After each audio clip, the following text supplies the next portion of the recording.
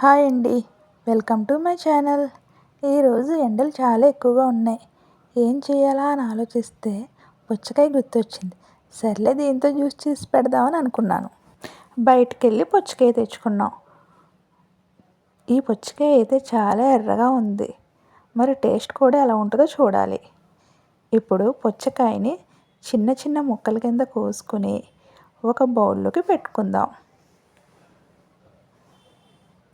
ఇప్పుడు ఈ పుచ్చకాయ ముక్కల్ని ఒక మిక్సీ జార్లో వేసి బాగా గ్రైండ్ చేద్దాం. దీంట్లో నేను మీకు షుగర్ యాడ్ చేయడం లేదు. ఇప్పుడు సబ్జా గింజల్ని ఒక పావుగంట ముందు నానబెట్టుకోవాలి. ఇప్పుడు ఒక గ్లాస్ తీసుకొని 3 నుంచి 5 ఐస్ క్యూబ్స్ వేసుకోవాలి. ఇందాక మనం గ్రైండ్ చేసి పెట్టుకున్న ఈ పుచ్చకాయ జ్యూస్ని గ్లాస్లో వేద్దాం. ఇప్పుడు సబ్జా గింజలు నానబెట్టుకున్నాం కదా ఒక పావుగంట ముందు, అవి ఇప్పుడు ఇలా రెడీ అయినాయి. ఈ సబ్జా గింజలు మన ఇష్టం, 3 నుంచి 4 స్పూన్లు ఎన్నైనా వేసుకోవచ్చు. ఇది హెల్త్కి చాలా మంచిది. ఇప్పుడు ఒక పుదీనా ఆకు వేసి పైన వేద్దాం. ఇప్పుడు ఎంతో టేస్టీగా కూల్గా ఉండే పుచ్చకాయ జ్యూస్ రెడీ అయిపోయింది. మీకు నచ్చితే వీడియో లైక్ చేయండి, షేర్ చేయండి, సబ్స్క్రైబ్ చేయండి.